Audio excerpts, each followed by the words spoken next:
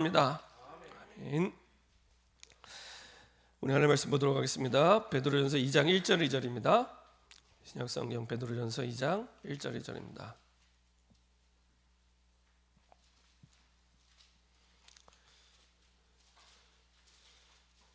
신약성경 베드로전서 2장 1절 2절입니다.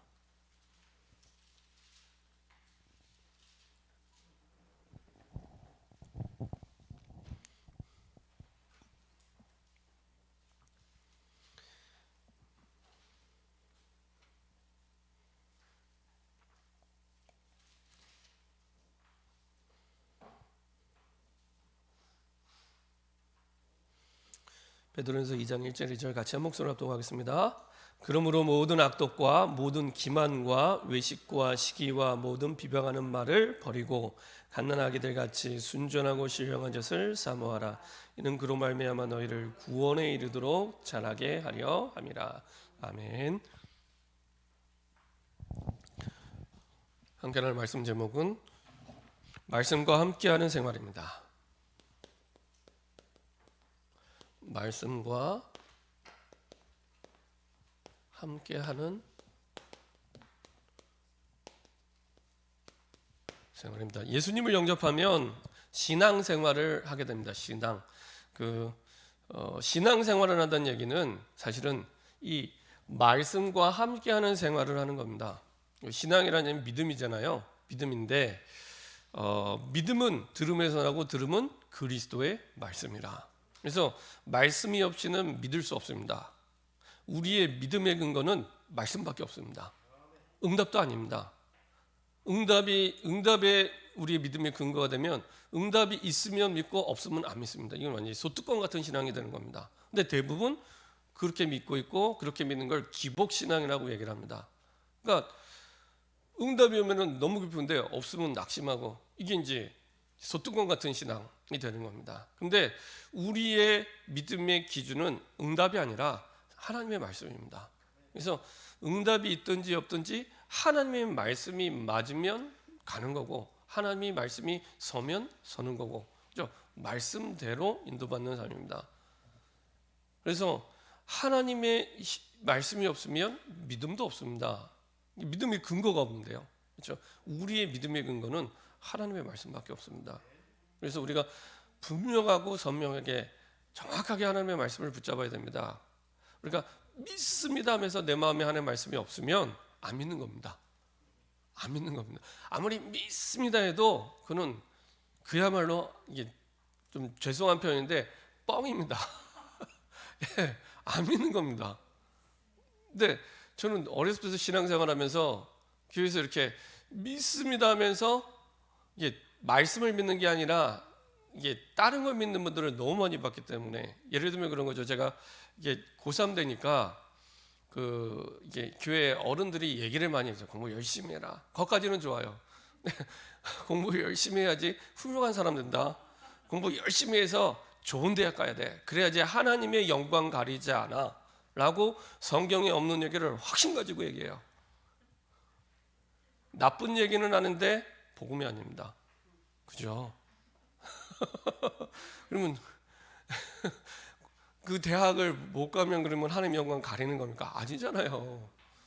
예. 그죠? 이게 사실은 그런 경우가 제가 예를 들어서 말씀드린 건데 삶을 살아가면서 그런 경우가 너무 많습니다. 성공한 경험도 복음이 아닙니다. 실패한 경험도 복음이 아닙니다. 그렇죠? 근데 하나님의 말씀이 내 마음에 없으면 나도 모르게 성공한 경험을 말하고 있고 실패한 상처 속에 살아가게 됩니다. 이게 나빠서가 아닙니다. 하나님의 말씀이 없으면 그럴 수밖에 없습니다. 하나님의 말씀이 없으면 믿음의 근거가 없는데 살아남아야 되잖아요. 치열한 경쟁 속에 살아남아야 되다 보니까 이게 나빠서가 아니라 어쩔 수 없어요. 그래서 2장 1절에 모든 악독과 모든 기만과 외식과 시기와 모든 비방하는 말을 버리고 싶은데 말씀이 없으면 안 버려집니다. 나쁜 줄 아는데 잘 안 버려져요. 그렇죠? 모든 악독, 악한 계획, 모든 기만, 진짜를 자꾸 가짜로 속이는 거, 외식 자꾸 포장하면서 내 이익을 가지고 이용하는 거 이게 이렇게 돼버릴 수가 없습니다. 그래서 2절에 보면 갓난 아기들 같이 순전하고, 이 막 태어난 아이들 그 엄마 젖을 먹으려고 할 때 아시잖아요. 보통 이렇게 새끼손가락 가지고 애기들 이렇게 갖다 대면 이렇게 따라가잖아요. 거의 본능적으로 이렇게 따라가잖아요. 그죠? 그렇게 사모하는 겁니다. 갓난 아기들 같이 순전하고 신령한 젖을 사모하라.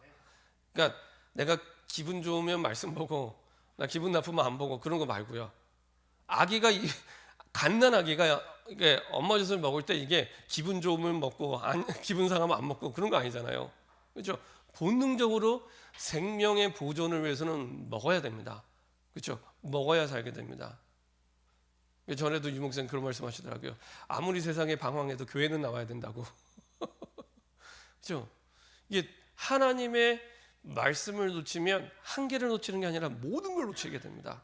사실은 진짜 문제의 답을 못 찾게 됩니다. 세상의 그 어떤 것에서 하나님이 주시는 답은 말씀밖에 없습니다. 말씀밖에 없습니다. 근데 그 말씀을 놓치면 다 놓치는 겁니다. 그래서 갓난 아이들이 본능적으로 사모하는 것처럼, 엄마들 사모하는 것처럼 그렇게 하나님의 말씀을 사모하라. 그런 말미암아 너희로 구원에 이르도록 자라게 하려 함이라. 구원의 풍성한 응답들을 누리게 하십니다. 내가 구원받은 하나님의 자녀라는 그 사실에 대해서, 구원받은 축복이 무엇인지, 구원받은 자의 신분과 권세가 무엇인지, 그 풍성한 축복과 응답의 비밀들을 그 속에서 다 누리게 됩니다. 그래서 서론적으로 몇 가지 기억해야 될 부분이 있습니다. 우리가 하나님의 말씀을 생각할 때 항상 어떤 글이든지 그 글의 주제를 알아야지 올바르게 그 글이 이해가 되잖아요. 이것이 요한복음 20장 30절 31절입니다. 한번 보도록 하겠습니다. 요한복음 20장 30절 31절입니다. 어떤 글이든지 우리가 주제를 할 때 올바르게 그 책과 글의 내용이 이해가 됩니다. 내 성경의 주제를 가장 잘 표현한 성경 구절입니다. 성경의 주제를. 자, 요한복음 20장 30절 31절입니다. 같이 합독하겠습니다.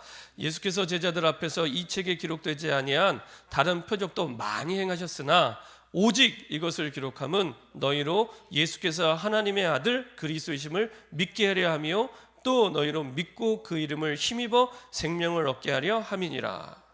그렇죠. 예수께서 제자들 앞에서 이 책에 기록되지 아니한 다른 표적도 많이 행했는데 다 기록하지 않으셨습니다. 그렇죠. 그 가운데 가장 중요한 것만 기록을 했는데 오직이 나오죠. 오직이란 말은 유일하다는 얘기입니다. 오직 이것을 기록하면, 이거는 요한복음뿐만 아니라 성경 전체를 얘기합니다.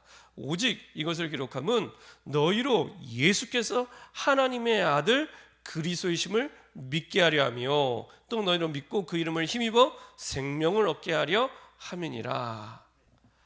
예수가 그리스도이심을 믿고 생명을 얻게 하려는 것, 이게 성경의 목적입니다. 성경은 많은 지식, 많은 내용 담겨 있지만 이게 연구하는 책이 아니라 믿음의 책이요 구원의 책입니다.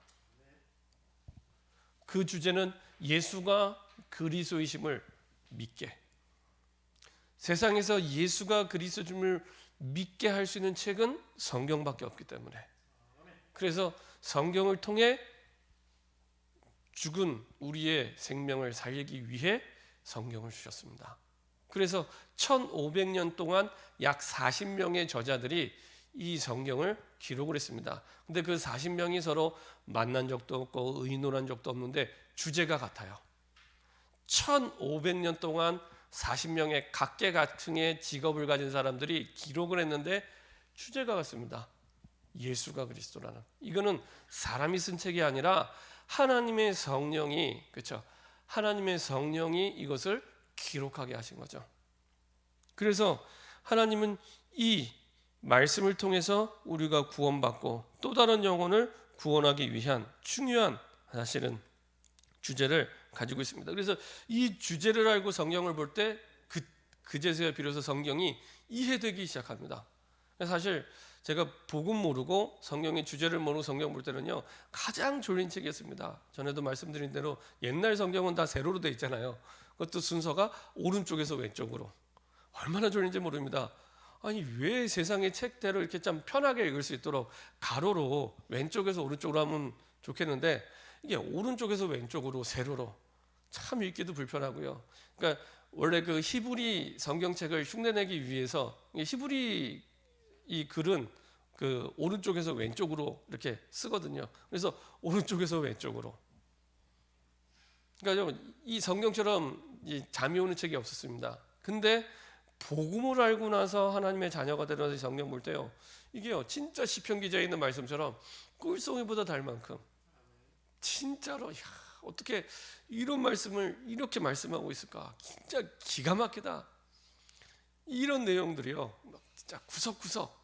그래서 어떤 목사님 표현 들어보니까 이 성경 한 장을 넘기기가 힘들 만큼 계속 말씀 보면은 눈물이 나고 막 가슴에 힘이 되고 답이 되고 막 감격이 되고, 그래서 성경 한 장을 다 읽기가 쉽지 않을 만큼 하나님이요 구석구석 우리에게 꼭 필요한 내용들이 다 들어가 있습니다. 이게 바로 하나님이 우리에게 주신 성경이죠. 그래서 이 주제를 알고 여기에 대한 답을 가지고 성경을 볼 때 정확하게 하나님이 주신 응답을 보게 됩니다. 두 번째로, 우리가 절대 불가능한 문제를 만났을 때 이것을 절대 가능의 답으로 바꾸는 하나님의 방법은 우리에게 하나님의 말씀을 우리에게 주시는 거였고요. 이 말씀을 나의 약속으로 붙잡을 때, 이걸 우리가 언약이라고 하죠. 나의 약속으로 붙잡을 때 절대 불가능의 문제 속에서 절대 가능의 답으로 갈 수 있는 가장 중요한 과정이 하나님의 말씀을 나의 약속으로 붙잡을 때 이런 응답을 누리게 됩니다. 우리가 주일날 봤던 대로 요셉이 응답을 누리게 됐죠. 그래서 노예로 팔려가도 감옥에 가도 심지어는 총리가 돼도, 총리가 되는 게 문제가 아니라 총리가 될 만한 능력과 힘이 없으면 총리가 돼도 얼마나 시달리겠습니까? 총리가 돼서도 변함없이 하나님이 주시는 응답을 누렸고요. 여러 가지 가정에 많은 문제가 있어도, 그렇죠? 근데 요셉이 해결한 거는 아무것도 없습니다. 하나님께서 가장 정확하게 모든 과정 속에서 답을 주시고 인도해 주셔서 결국에는 모든 것이 합력하여 하나님의 구원을 이루는, 그렇죠? 창세기 50장 20절에 있는 말씀대로 제대로 요셉이 깨달았죠. 모든 생명을 구원하려고, 모든 생명을 구원하기 위한 그 구원의 여정이었고 언약의 여정이었습니다. 그렇죠? 요셉이 이 문제를 맞닥뜨렸을 그 순간순간마다에는 절대 불가능한 문제입니다. 아니, 죽은 어머니가 다시 살아 돌아올 수 없잖아요. 그렇죠? 거기에다가 다른 엄마 3명도 있고 배다른 형제들이 10명이나 있고, 거기에다가 억울하게 노예로 가고 누명 쓰고 감옥 가고, 그리고 요셉과 상관없이 총리가 되고요. 요셉의 능력 수준과 상관없이. 그렇죠? 요셉이 총리가 되는 것은 절대 불가능의 일입니다. 그렇죠? 요셉은 애굽 사람이 아닙니다. 다른 나라 외국인이 우리나라의 총리가 된다고 한번 생각을 해도 이건 기가 막힌 일입니다. 전에 한번 이게 뉴스에 보니까 영국 런던의 시장이 중동 사람, 이게 중동 사람들이 난민이라고 하죠. 난민으로 온 2세가 런던 시장에 냈는데 이렇게 뉴스에 났더라고요. 이 이슬람교를 믿는 사람이 굉장히 상징적인 사건이었는데 그것만 됐는데도 신문에 났는데, 요셉은 그거보다 더 큰 일이거든요. 한 나라, 이것도 가장 강력한 나라에 외국인이 총리가 된 겁니다. 13년 만에. 이건 절대 불가능한 일입니다. 그래서 제가 전에 미국에서 온 우리 1.5세 친구한테 이제 물어봤다니까요. 야, 네가 그래도 미국에 사는데 앞으로 네가 미국 대통령이 됐으면 좋겠다. 그랬더니 이 친구가 여자였거든요. 근데 이 친구가 미국의 좋은 대학에 정치 외교학과를 다니는 친구였어요. 여자인데 믿음도 좋고 실력도 좋은 친구입니다. 그래서 야, 이왕 네가 정치 외교학과 다니는데 미국의 대통령이 했으면 좋겠다. 그래도 복음 가진 대통령이 나와야 되지 않겠냐 이 얘기를 했더니 이게 씩 웃으면서 목사님 저는 대통령이 될 수 없어요. 그러더라고요. 야, 왜 안 돼? 믿으면 되지. 아니 믿으면 되는 게 아니라 그 대통령이 되는 조건이 있대요. 뭔데? 일단 미국에서 태어나야 된대요. 미국에서 태어나야지 미국 대통령에 입후보할 수 있는 후보가 될 수 있는 자격이 주어진답니다. 자기는 자격 자체가 안 되는 거예요. 물론 이제 뭐 하나님이 정말 역사하시면 그 법도 바꿀 수도 있겠죠. 근데 일단 그 당시에는 안 된대요. 미국에서 태어나야 된대요. 야, 그럼 너 어디까지 올라갈 수 있는데? 그랬더니 국무부 장관까지는 자기가 할 수 있대요. 오케이. 그럼 이제 앞으로는 국무부 장관 했으면 좋겠다. 그러니까 이제 웃으면서 이제 기도해 달라고. 그 친구는 이제 초등학교 때 미국에 간 친구였습니다. 근데 요셉은 초등학교도 아니고요, 17살에 애굽에 갔잖아요. 그것도 좋은 조건으로 이민 간 게 아니고요, 노예로 팔려갔잖아요. 그리고 거기다가 이 빨간 줄 그어진 감옥까지 갔다 왔잖아요. 그죠? 이 총리가 된다는 거는 이 있을 수 없는 일, 그냥 거기서 감옥에서 살아 나오는 것만으로도 하나님이 주신 응답이라고 생각할 텐데 총리가 되는 건 절대 불가능한 일입니다. 근데 하나님께서는 하나님의 구원 계획을 두고 세계복음화의 계획을 두고 애굽에 가게 하셨고 나중에 총리가 되게 하십니다. 그때나 지금이나 항상 하나님의 유일한 소원은 세계복음화이기 때문에, 그래서요 항상 세계복음화를 두고 모든 방향을 맞추고 말씀 받으시면 하나님과 방향이 맞게 됩니다. 그렇죠? 예, 요셉은 그걸 알고 있었습니다. 그래서 하나님의 구원을 위해 당신을 보는 나를 앞서 보는 거다. 그래서 충분히 형들을 미워할 수 있는데 나중에는 형들이 아버지 야곱이 죽을 때가 되니까 또 두려워서, 자기들이 한 잘못이 있잖아요. 또 두려워서 이제 그 요셉에게 여러 가지로 그 두려움을 표현을 합니다. 근데 그때 또 두려워하지 말라고 얘기하면서 했던 말이 이 말씀입니다. 여전히 야곱인 아버지가 죽고 나서 여전히 두려웠거든요. 이제 아버지까지, 그나마 아버지 살아계실 때는 아버지가 방패막이가 돼서 우리가 그래도 생명을 부지하고 살아왔는데 아버지가 죽고 나면 우리를 또 해코지 하기가 충분히 할 수 있잖아요. 총리인데 힘도 있고 능력도 있고 명분도 있잖아요.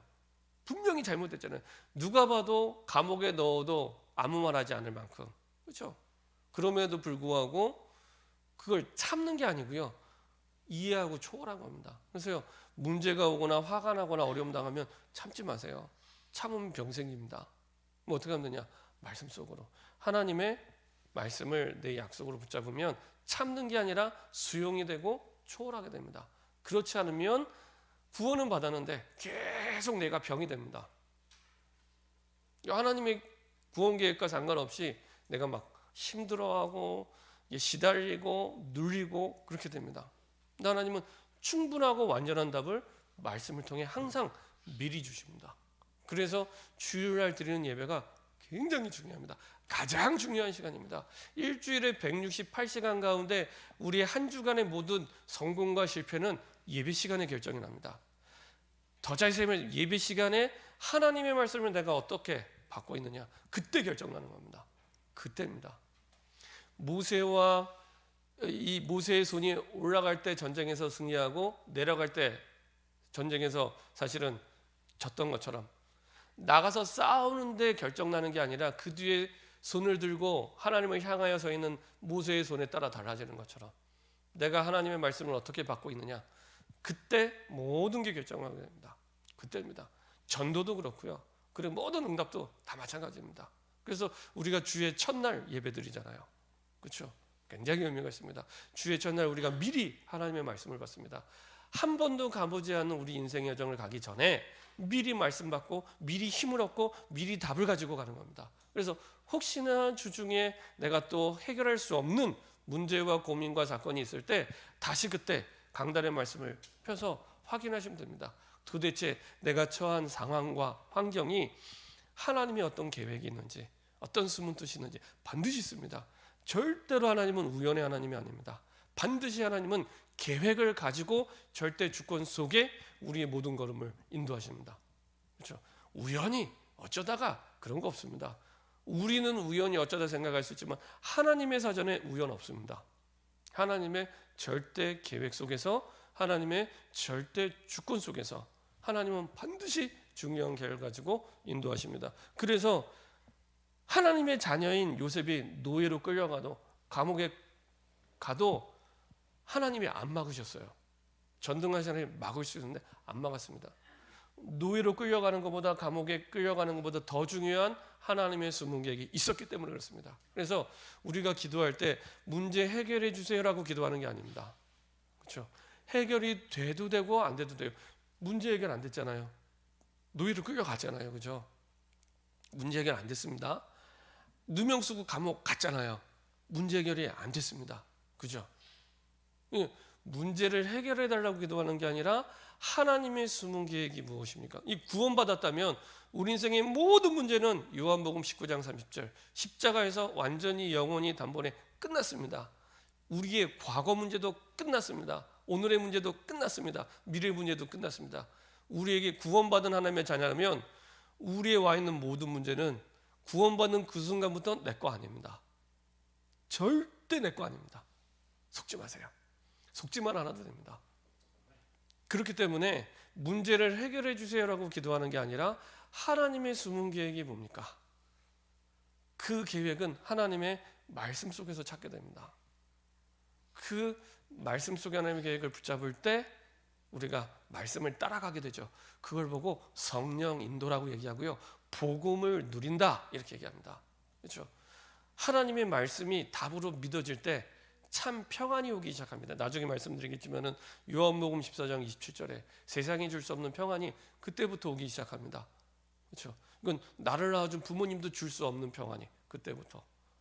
똑같은 문제를 당한 옛날에는 화내고 힘들어하고 고민하고 잠 못 자고 그렇게 돼야 되는데 상관없이 평안함을 진짜 답을 얻게 된 겁니다. 그렇죠? 우리가 학교 다닐 때 시험 문제를 받았는데 답을 알고 있으면은 힘들지 않았거든. 답이 있으니까요. 답이 있으니까 정말 편안하게 시험 치르고 나오거든요. 답이 있는데 시험 문제를 받아서 답이 있는데 막 힘들거나 고민하거나 머리를 쥐어짜거나 그런 일은 없습니다. 그건 답을 모를 때 답이 분명하기 때문에 문제를 받아도 괜찮은 겁니다. 신자나 불신자나 다 문제 있거든요. 근데 우리는 답을 알기 때문에 와도 당황하지 않고 누리게 됩니다. 그래서 절대 불가능한 문제를 만나서도 절대 가능한 답을 항상 누릴 수 있는 비밀이 우리에게 있는데 하나님의 말씀을 나의 약속으로 붙잡을 때 그때 하나님 주신 이 비밀을 내가 누리게 됩니다. 그러면 그 속에서 하나님은 반드시입니다. 주신 말씀은 반드시 성취하십니다. 그래서 창세기 37장 5절에서 8절 말씀은 결국에 창세기 42장 6절에 그렇죠? 형들이 요셉 앞에 머리를 숙이게 됩니다. 창세기 43장 26절에 또 엎드려 절하게 되고요. 창세기 44장 14절에 또 요셉 앞에 엎드리게 됩니다. 그대로 성취되게 되죠. 그리고 이제 요셉이 110세의 마지막에 죽을 때 창세기 50장 22절부터 26절 보니까 이제 유언을 합니다. 이 유언이 400년이라는 시간을 거슬러서 드디어 출애굽기 13장 19절에 400년이라는 시간이 지나는데도 잊지 않고 모세에게 전달이 됩니다. 저는 이 장면을 볼 때마다 이야 진짜 멋있다. 우리가 이렇게 우리 후대에게 언약을 전달했으면 좋겠다 싶을 만큼 400년이라는 세월이 지났는데도 모세가 그 언약을 기억하고 요셉의 뼈를 가지고 출애굽하게 됩니다. 근데 모세도 못 들어가잖아요. 결국에 여호수아 가장 마지막 장에 이제 가나안 정복을 끝내고 여호수아 24장 32절에 여호수아가 드디어 야곱이 산 그 세겜 땅에 장사를 지냅니다. 그래서 창세기 50장 20부터 26절에 요셉의 유언이 400년이라는 시간을 거슬러 약 450년 만에 성취되게 되죠. 내가 붙잡은 말씀이 내 사는 날 동안에 성취되는 걸 못 볼 수도 있습니다. 요셉은 못 봤잖아요. 못 볼 수도 있습니다. 근데 하나님이 주신 말씀은 반드시 성취됩니다. 그래서 우리 후대에게 가장 중요한 교육, 마지막에 말씀드리겠지만 가장 확실한 교육은 우리에게 주신 언약이 우리 후대 속에 가장 정확하게 각인될 때 부모가 없어도 그 언약이 그 자녀를 이끌어가기 시작합니다. 가장 완벽한 응답 속으로 들어가게 됩니다. 가장 중요한 교육입니다. 그래서 가정에서 예배 드리셔야 됩니다. 예배 드리면서 가장 편안하게 가장 이 자녀들과 언약이 소통되도록, 복음이 소통되도록.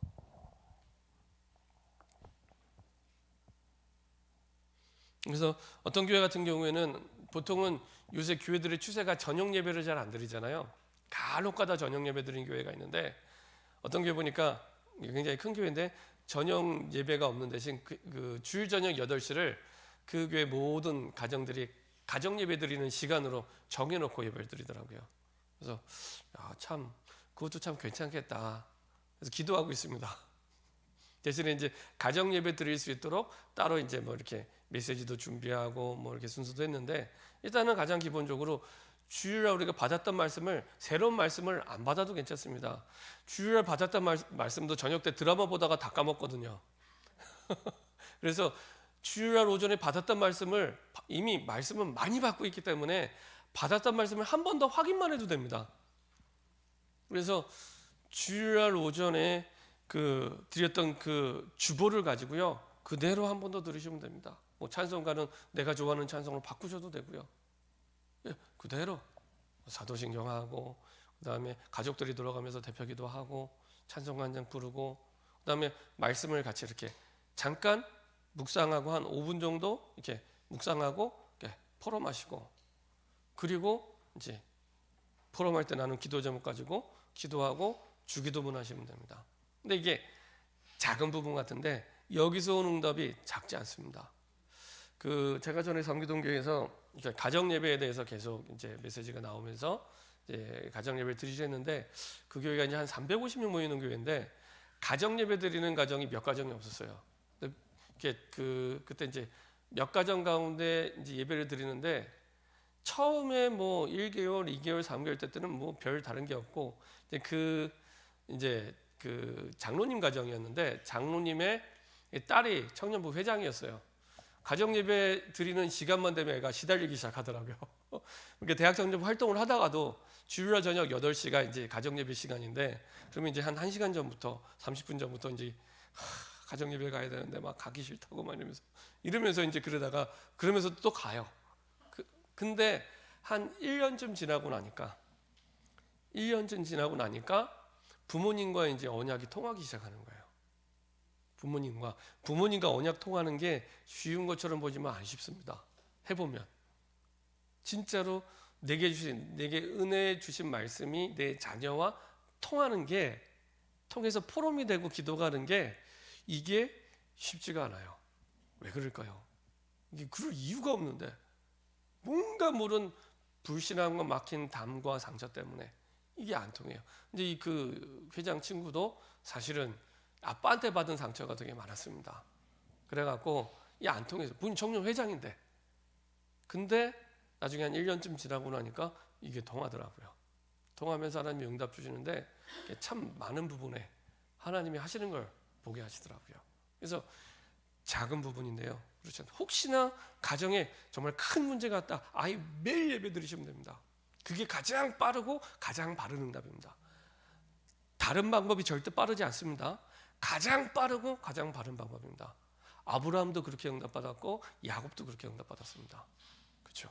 창세기 35장에 보면은 야곱의 가문 자체가 완전히 멸절당한 위기에 당합니다. 디나의 사건으로 말미암아 이 살인 사건을 해서 오히려 이제 완전히 가문이 망할 문제를 했을 때 온 가족에게 다시 우리 베델로 올라가서 단을 쌓자, 예배드리자 이렇게 합니다. 아예 작정하고 매일 예배.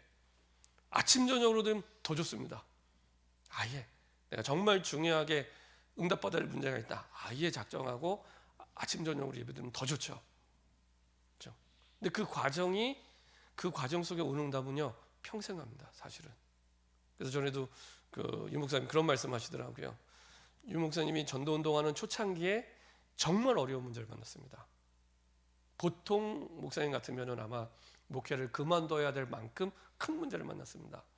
그때 아무것도 할 수 없는 상황에서 2달 동안 하루 3번씩 예배 드리셨다 그러더라고요. 2달 동안 하루 3번씩 할 수 있는 게 아무것도 없었어요.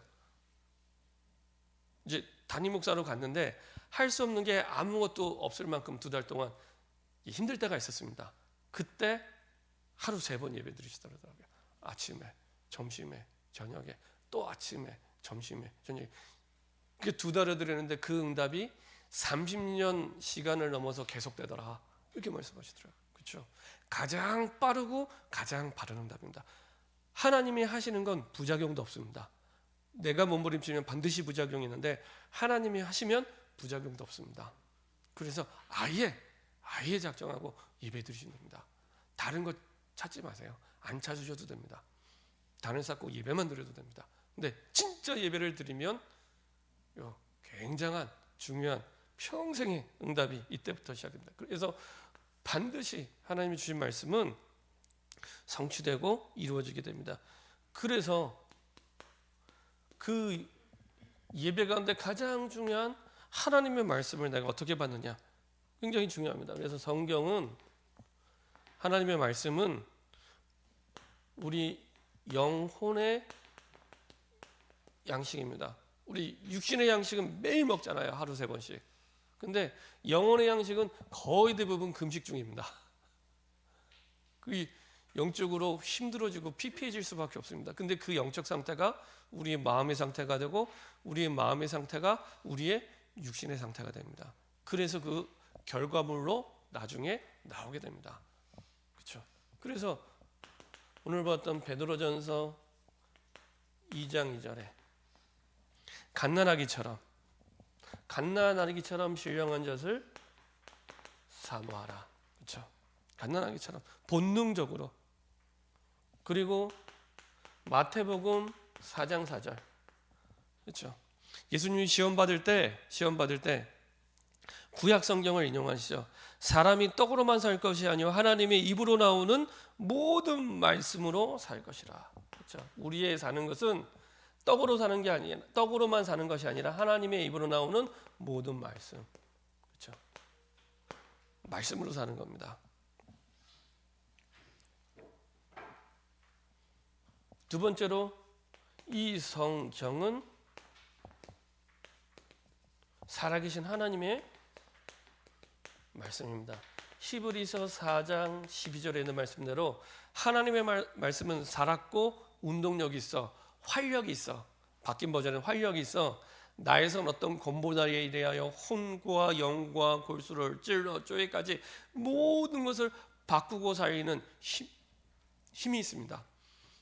사람을 살고 세우는 유일한 힘은 말씀밖에 없습니다. 감사하게도 제가 대학생 때 복음을 받았는데 저를 가르쳐준 목사님들 통해서 하나님이 제게 주신 확신은 누구든지 하나님의 말씀만 들어가면 산다. 좀 그렇게 깨닫게 하시더라고요. 누구든지 말씀만 들어가면, 말씀이 안 들어가서 문제지 말씀이 들어가면 누구든지 산다. 누구든지 변화될 수 있다. 말씀이 안 들어가서 문제지 말씀만 들어가면 누구든지 산다. 누구든지 바뀔 수 있다. 그 말씀 속에 모든 답과 힘이 있습니다. 그래서 디모데후서 3장 16절에 보니까 하나님의 감동으로 기록되었다. 이렇게 기록이 되어 있고요. 그리고 이사야 34장 16절 이건 찾아보겠습니다. 이사야 34장 16절입니다.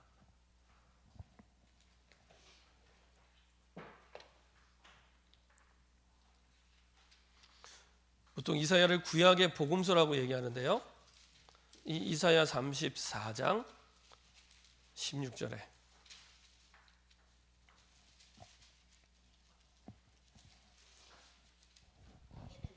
34장 16절입니다. 성경에 대해서 뭐라고 말씀하고 있는지 확인해 보도록 하겠습니다. 이사야 34장 16절 같이 합독하겠습니다.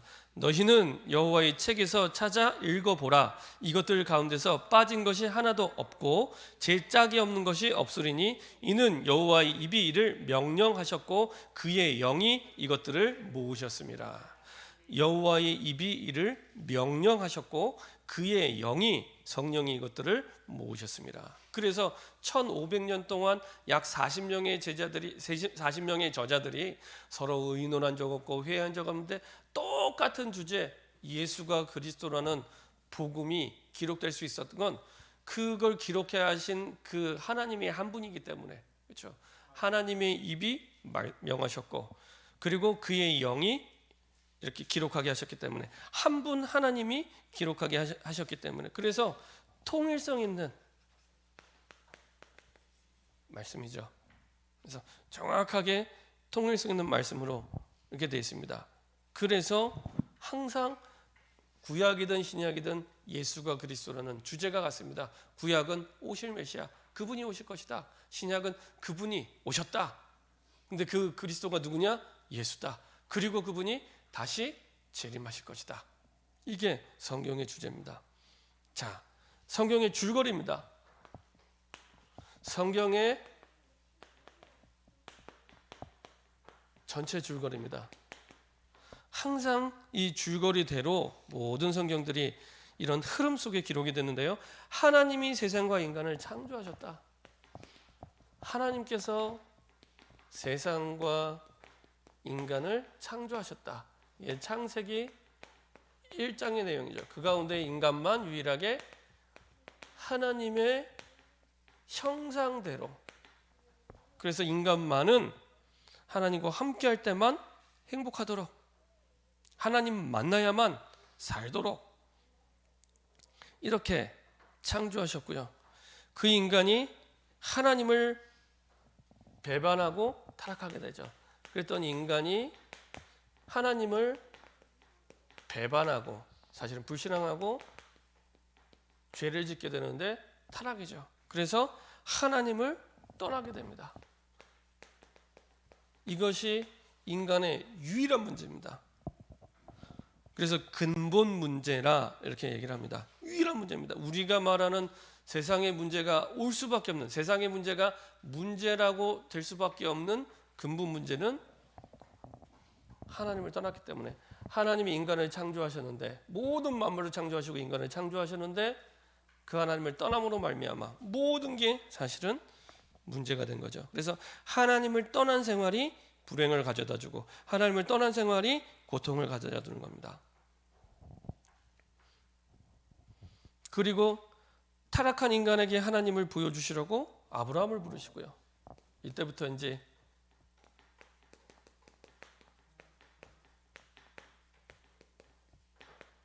그리고 아브라함과 말씀으로 다시 약속하시고요. 언약하시고요. 그리고 아브라함뿐만 아니라 택한 백성인 이스라엘과 언약하십니다.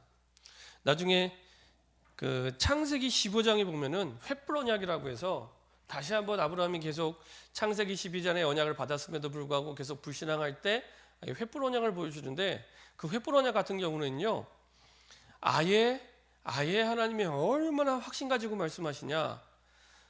이제 그 제단에 쓸 제물들을 이렇게 둘로 쪼개 놓습니다. 이렇게 제물들을 둘로 쪼개 놓고 그 사이를 이제 횃불이 지나가면서 아브라함과 이렇게 딱 약속을 해요. 근데 그때 당시에 고대 근동에는 이제 대부분 내가 이 사람과 계약을 할 때 그렇게 계약을 했다고 합니다. 그러니까 그 계약 당사자 둘이 쌍방이 그 동물을 쪼개놓잖아요. 둘로 쪼개놓습니다. 뭐 염소든 뭐 소든 양이든 이렇게 둘로 쪼개놓은 비둘기 이렇게 둘로 쪼개놓은 그 사이를 걸어가는데, 이 의미는 만약에 약속을 안 지키면은 이 쪼개진 동물처럼 너도 죽어, 이런 얘기입니다. 그러니까 그냥 약속할게 이게 아니고요. 생명을 걸고 약속하는 겁니다. 생명을 걸고 약속하는 겁니다. 그 말은 하나님이 아브라함과 약속할 때는 세상적인 표현이지만 하나님이 사실은 확실하게 이 언약을 이루겠다. 생명을 걸고 이 약속 지키겠다. 이 얘기입니다. 그러니까 절대 언약이죠, 절대 언약. 인간들도 이렇게 약속할 때 생명을 걸고 약속을 하는데 하나님이 확실하게 누구도 막을 수 없게 이 약속 지키겠다. 그런 말씀을 성경 66권으로 주신 겁니다. 그리고 우리가 매주 예배를 통해서 그 하나님의 말씀을 받게 되는 겁니다. 그래서 하나님의 말씀이 나에게 약속이 되지 않으면 하나님이 주신 모든 역사가 나와 상관없게 됩니다. 와도 하나님의 역사를 하셔도 이게 역사인가 모르게 돼요. 예를 들면은 지금 요셉이 노예로 가고 감옥 가는데 언약이 없었다면은 그냥 육신적으로 생각할 때 비참한 인생입니다. 나는 너무 어려워, 너무 힘들어, 그냥 비참한 인생, 너무 많은 문제가 와버려 있는 비참한 인생이지 응답이라고 생각을 못해요. 그렇죠? 그 차이는 뭐냐? 하나님의 말씀이 있냐 없냐 그 차이입니다. 하나님의 말씀의 눈으로 봐야지만 제대로 보여지거든요. 하나님의 말씀의 안경으로 볼 때 제대로 보여지게 됩니다. 검은색 안경을 쓰고 있으면 다 검게 보이고 빨간색을 쓰고 있으면 다 빨갛게 보입니다. 하나님의 말씀이 네게 담겨 있지 않으면 자꾸만 나 중심으로 생각을 하게 됩니다. 근데 지금 이거는 빨간색이나 검은색이 아니잖아요, 실상이. 근데 내가 끼고 있는 안경에 따라서 그렇게 보이는 겁니다. 내 경험의 안경, 내 이성의 안경, 내 감정의 안경으로 보면서 이거는 검정색이 아닌데 검정색이야, 이거는 빨간색이 아닌데 빨간색이야, 이렇게 내가 거기에 그 틀에 잡히게 됩니다. 그래서 하나님의 말씀이 담길 때 제대로 실상이 보이게 됩니다. 그래서 아브라함에게 확실하게 분명하게 약속을 하시죠. 그리고 그 약속이, 그 모든 구약의 약속이 예수님을 통해서 이제는 이루어지게 됩니다. 예수님의 대속으로 말미암아, 요한복음 19장 30절, 그렇죠? 십자가에서 다 이루셨다고. 이때 구약에 약속하신 모든 언약이 이루어지는 순간입니다. 예수님의 십자가의 죽으심으로 말미암아 그 언약을 이루시고, 그리고 부활로 완전하게 그것을 보여주셨죠. 그리고 이 땅에 세우신 교회를 통해 하나님은 세계복음화하기 원하시죠. 그래서 예수님이 이 땅에 직접 세운 기관은 두 개밖에 없습니다. 가정과 교회. 그래서 하나님은 세계복음화할 때 가장 중요하게 플랫폼으로 쓰임받는 사실은 기준이 교회입니다. 그러니까 요한계시록에 보면은 마지막에 이제 2장부터 7교회에 보내는 편지가 나옵니다. 근데 그 편지를 교회에 보내지 그 교회 성도들에게 보내는 게 아닙니다. 그렇죠? 교회마다. 그 말은 하나님이 세계복음화 하는데 말세시대 때 누구를 중심으로 세계복음화 하느냐, 이게 잘 나타나 있습니다. 그래서 교회에다가 쭉 편지를 보냅니다. 그래서 세계복음화하는 플랫폼 교회입니다. 그래서 주님 오시는 그날까지 교회는 절대 망하지 않습니다. 교회는 절대 망하지 않습니다. 세계복음화 하셔야 되기 때문에. 그래서 우리의 삶이 가장 올바른 말씀 생활이 교회 중심으로 될 때 가장 올바른 말씀 생활이 되고 신앙 생활이 되는 겁니다. 그렇죠? 교회 중심으로. 그리고 예수님의 재림과 심판, 그리고 마지막으로 영원한 하나님 나라에 갈 것을 약속해 주셨죠. 그래서 이 땅의 교회는 사실은 그 완전한 하나님의 나라는 아닙니다. 완전한 하나님의 나라는 우리 죽고 나중에 이제 영원한 천국으로 가는 그 천국이 완전한 하나님의 나라고, 그 하나님 나라의 모형을 교회라고 얘기합니다.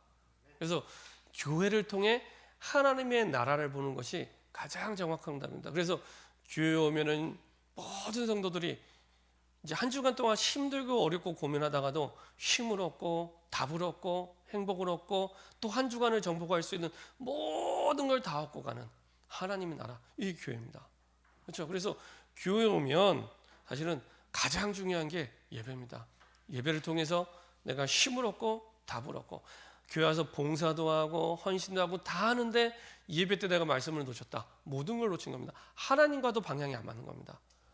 예배 때 주는 말씀으로 주신 힘으로 말미암아 내가 봉사도 하고 헌신도 해야지 그게 올바른 응답이 됩니다. 그렇지 않으면요, 제가 교회를 오래 다니다 보니까 나중에 자기 의가 되더라고요. 나 이만큼 했는데 왜 안 해줘? 이렇게 됩니다. 좀 많이 봤어요. 교회를 오래 다니다 보니까 많이 봤습니다. 난 이만큼 했는데 왜 인감을, 이거는요 완전히 내 의가 되는 겁니다. 그렇죠? 정말 복음 가지면 진짜 하나님 앞에 내가 한 게 아무것도 없구나. 그냥 늘 하나님, 나를 구원해 주신 하나님 생각하면 너무 죄송하고 너무 미안하고, 그렇죠? 오히려 내가 복음에 폐가 되지 않을까 미안한 마음을 갖는 게 정상입니다. 사실은. 근데 그렇지 않으면 나도 모르게 내 상처 속에 내 의가 나옵니다. 하나님의 의는 복음밖에 없습니다.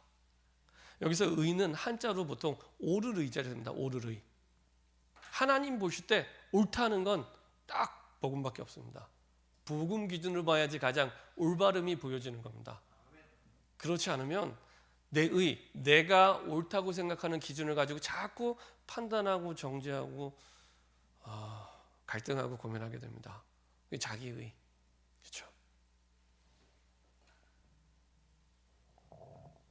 그래서 하나님 나라, 영원한 하나님 나라. 그래서 우리가 영원한 천국 가기 전에 하나님의 나라를 이 땅에서 경험할 수 있는 하나님이 세우신 임시 하나님 나라, 이게 교회입니다.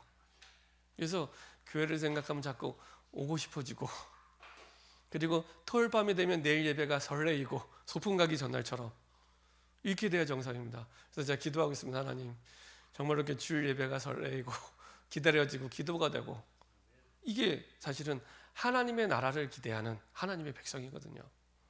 그래서 그 속에서 한 주간을 승리할 수는 완전한다. 모든 힘을 얻고 또 한 주간을 복음으로 정복하고 또 돌아오고, 이렇게 돼야 되는 거거든요. 자, 결론입니다. 디모데 후서 3장 우리 좀 보도록 하겠습니다. 3장 14절부터 17절까지 보도록 하겠습니다. 디모데 후서는 여러분들이 잘 아시는 것처럼 바울의 14권의 서신 가운데 가장 마지막에 쓴 서신입니다. 그래서 바울의 유언장이라고 얘기를 합니다. 모세의 유언장이 사실은 신명기라면 바울의 유언장은 디모데 후서입니다. 그래서 바울이 죽기 순교하기 5년 전에 가장 마지막에 쓴 사실은 편지가 디모데 후서입니다. 사랑하는 영적 아들 디모데에게 쓴 편지죠. 얼마나 애틋하게 썼겠습니까? 그렇죠? 자, 14절부터 17절, 하나님의 말씀이 어떤 건지에 대해서 잘 나타나 있습니다. 같이 한 목소리로 합독하겠습니다. 그러나 너는 배우고 확신한 일에 거하라. 너는 내가 누구에게서 배운 것을 알며 또 어려서부터 성경을 알았나니 성경은 능히 너로 하여금 그리스도 예수 안에 있는 믿음으로 말미암아 구원에 이르는 지혜가 있게 하느니라. 모든 성경은 하나님의 감동으로 된 것으로 교훈과 책망과 바르게 함과 의로 교육하기에 유익하니 이는 하나님의 사람으로 온전하게 하며 모든 선한 일을 행할 능력을 갖추게 하려 함이라. 아멘. 자, 그래서 하나님의 말씀 배우고 확신한 일에 거하라, 이렇게 말씀하고 있습니다. 하나님이 주신 말씀을 진짜 믿는 믿음 속에서 내가 실천의 메시지로 붙잡으시면 됩니다. 그래서 강단의 말씀을 들으실 때 작은 것이라도, 작은 실천이라도 하나씩 도전해 보시면 가장 정확하게 하나님의 말씀 성취를 체험하게 되는데요, 하나님의 구원을 두고 도전하시면 딱 맞게 됩니다. 그래서 강단의 말씀과 나와 현장이 통하기 시작합니다. 강단의 말씀과 나와 현장이 통할 때 가장 정확한 하나님의 말씀, 그것도 다른 게 아니라 구원의 책이죠. 내 문제를 해결하는 답을 찾는 도구가 아니라 그 답이 필요한 죽어가는 영혼을 살리는데 말씀 성취를 체험할 때 가장 정확한 말씀 성취를 체험하게 됩니다. 그 방향으로 하나님은 우리에게 끊임없이 말씀을 주고 계시죠, 사실은. 그래서 내 현장에 죽어가는 영혼을 두고 내가 말씀을 받을 때 가장 정확한 말씀 성취가 됩니다. 그래서 하나님이 주신 이 말씀이 내 것으로 붙잡을 수 있도록 조금만 이 말씀이 나의 것으로 정리하는 게 필요한데요. 그래서 전도를 두고 말씀과 기도를 정리할 수 있도록, 보통 우리 삶 오늘이다 이렇게 얘기를 하잖아요. 세 가지 오늘, 오늘의 전도, 오늘의 말씀, 오늘의 기도. 내가 오늘의 전도를 두고 하나님이 뭐라고 말씀하시는 말씀을 받고 그 속에서 주신 말씀 속에서 주신 기도 제목입니다. 초신자들은 어려움을 그냥 기도 제목으로 붙잡습니다. 하나님 어려운데 어떻게 하면 좋겠습니까? 이렇게 기도하는데 이제 조금 이제 그 성숙한 성도들은 하나님 어렵습니다. 문제 해결해 주세요가 아니라 그렇게 해서라도 하나님은 고쳐가면서 응답을 주시지만 말씀이라는 체에 한번 걸러서 이 상황 속에서 하나님 내게 뭐라고 말씀하시는지 듣는 겁니다. 이 묵상이죠. 그 속에서 주신 말씀, 기도 제목입니다. 그 속에서 주신 확정된 기도 제목입니다. 그렇죠? 다르죠. 하나님 지금 내가 너무 질병 때문에 고통당하고 있습니다. 이거랑 하나님의 말씀을 들어보니까 지금 요셉의 여정처럼 내가 언약의 여정이 있구나. 하나님의 아까 창세기 50장 20절, 창세기 50장 20절에 있는 창세기 50장 20절이 어딨죠? 창세기 50장 20절에 있는 말씀처럼 하나님의 구원을 두고 하나님 응답받는 나의 질병이 되게 허락하여 주옵소서. 기도 제목이 다른 기도 제목이 나오게 됩니다. 하나님의 말씀을 통해서 성취될, 반드시 응답될 기도 제목을 확정하게 됩니다. 그래서 전도를 두고, 전도를 해서 거창하게 안 하셔도 됩니다. 내 스케줄을 두고 기도하시면 됩니다. 내 스케줄을 두고. 그래서 디모데전서 2장 4절에 보면은 하나님은 모든 사람이 구원 얻기 원한다고 말씀하고 있습니다. 그 모든 사람 안에는 내가 지금 만나는 모든 사람이 다 포함되어 있습니다. 그러면 내 스케줄을 두고 하나님이 뭐라고 말씀하시는 들을 때 이제 전도자의 삶이 그 속에서 나오게 됩니다. 그래서 이제 예를 들면 딱 이제 전날 저녁이나 이제 밤이 되겠죠. 전날 저녁쯤이 되겠죠. 오후나 저녁에 내일의 스케줄을 두고 내가 말씀을 붙잡고 기도 제목을 붙잡으시면 됩니다. 내일 내가 내 삶의 현장에서 만나는 사람 이름을 구체적으로 적을수록 좋습니다. 구체적으로.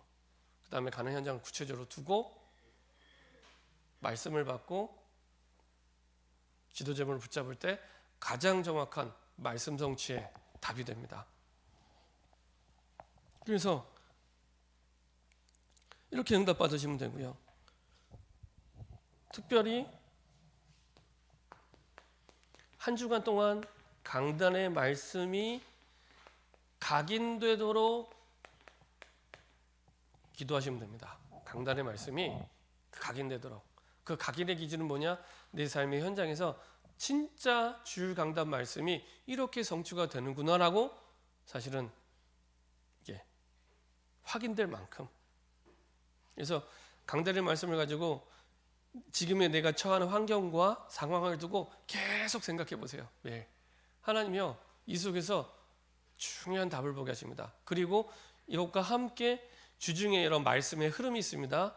산업선교 말씀이라든지 핵심 말씀이라든지 그리고 기도수첩의 말씀이라든지 쭉 강단 말씀의 기준을 가지고 말씀을 쭉 들어보는 겁니다. 전주간의 말씀들 쭉 강단 말씀의 기준을 가지고 말씀을 쭉 들으시면 됩니다. 들으시면 그 가운데요 연결되는 답이 나오게 됩니다. 그 말씀 속에서 연결되는 답이 나오게 됩니다. 그 답을 붙잡고 기도 제목 삼아 기도하시면 됩니다. 이게 작은 부분인데 여기서 오는 응답이 결코 작지 않습니다. 굉장히 중요한 부분입니다. 나중에 저희가 이제 코로나가 끝나고 나서 교회 자체적으로 집중 훈련을 가게 되면 저거 같은 경우에는 될 때까지 반복 훈련을 해야 되는 굉장히 중요한 부분입니다. 제가 지금은 간단하게 말씀드리지만 실제로 와서 묵상하는 시간을 갖고 끝나고 나서 실제 포럼하고 하면서 될 때까지 훈련을 할 겁니다. 그때는 굉장히 중요한 부분이기 때문에. 왜냐, 거의 대부분이 주일날 예배 때 말씀을 들어도 다 지나가는 말로 들어요. 내 마음과 생각에 남는 말씀이 거의 없습니다. 저희 어머니를 봐도 그렇더라고요. 저희 어머님도 신앙생활을 거의 50년 가까이 하셨는데도 그 전에 이제 그 어머니랑 같이 이렇게 그 아직 결혼하기 전에 같이 살았잖아요. 같이 살 때 주일 저녁 되면 저는 이제 사역 마치고 와서 어머니가 같이 이렇게 포럼을 합니다. 포럼을 하면은 어머님이 옆에서 이제 주일 저녁에 주말 드라마 하잖아요. 주말 드라마 한 편 보고 나면 말씀이 하나도 생각 안 나세요. 그리고 또 이제 한 주간을 시작하시는 겁니다. 그러면요 어떻게 되냐? 구원은 받았는데 불신자 상태로 살아가게 됩니다. 한 주간을. 이게 한 주간, 한 달, 1년, 2년, 10년이 된 거예요. 어떻게 하면 좋겠습니까? 그렇죠? 하나님의 그 어마어마한 능력과 역사가 하나도 안 나타나게 됩니다. 말씀이 없으면 하나님과 아무 상관이 없는 겁니다. 아무 상관이 없는 겁니다. 그래서 한번 어머님이랑 같이 포럼하면서 그런 얘기를 했습니다. 어머님, 오늘 오전에 어떤 말씀 받으셨냐고. 내용을 포럼하려고 했는데 내용 고사하고 제목도 생각 안 나세요. 성경 본문은 고사하고 제목도 생각이 안 나세요. 그러더라고요. 근데요, 저는 처음에 어머님께서 연세가 있으셔서 이제 70이 다 되셨기 때문에 지금은 이제 80이 넘으셨습니다. 이제 70이 다 되셨기 때문에 그 나이가 드시니까 기억력이 안 좋아지잖아요. 그런 줄 알았어요. 나이가 드셔서 기억력이 안 좋아지셔서 말씀을 기억 못하는 거라고 이렇게 생각했는데 아니더라고요. 전주간의 드라마 스토리 다 기억하고 계십니다. 일주일 전에 드라마 스토리 다 기억하고 계십니다. 굉장히 집중해서 은혜롭게 하루의 스케줄을 그 드라마에 맞춰서 모든 거 하세요. 아침에는 아침 드라마, 저녁에는 저녁 드라마. 그래서 아침 드라마 전에 밥 짓고 뭐 할 거 다 하시고 딱 드라마 시간 되면 이제 정시 드라마 다 앉아서 드라마 보시고 그러니까 하루의 스케줄이 드라마에 맞춰서 삶의 패턴이 주말에는 주말 드라마. 일주일 전에 드라마 스토리 다 기억하고 있어요. 저는 몰라요. 저는 모르니까 옆에서 앉아 있다 보면은 어머님이 이렇게 지난 주간의 스토리 다 얘기하세요. 아이고 저놈이 저러면 안 되는데 지난 주간에도 이런 일이 있었고 이런 일이 있었고 이런 일이 있었는데 제가 또 저런다면서 얘기를 하시더라고요. 아, 내가 착각하고 있었구나. 어머님이 연세가 드셔서 기억력이 감퇴된 게 아니구나. 마음에 안 담으셨구나. 마음에 안 담으셨구나. 드라마 한 편보다도 마음에 안 담으셨구나.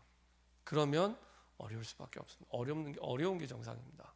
사실은 가장 중요하게 무슨 일을 하다가도 진짜 예배 시간이 되면 진짜 집중해서. 그래서 저는요 인터넷으로 예배 드리는 게 과연 제대로 예배를 드릴 수 있을까? 많은 생각이 들면 과연 인터넷으로 예배 드리는 게 제대로 예배를 드릴 수 있을까? 많은 부분에 고민을 하게 됩니다. 그래서 저 여러분들이 정말로 중요하게 하나님이 주시는 언약을 붙잡고 인도받는 중요한 시작이 됐으면 좋겠습니다. 기도하겠습니다. 하나님 감사드립니다. 한 번의 말씀을 받아도 평생 잊을 수 없는 말씀으로 우리 마음에 담을 수 있도록 인도해 주시옵소서. 하나님이 생명을 거 언약하신 그 말씀이 우리에게도 생명 걸 말씀과 언약으로 마음에 담길 수 있도록 인도해 주시옵소서.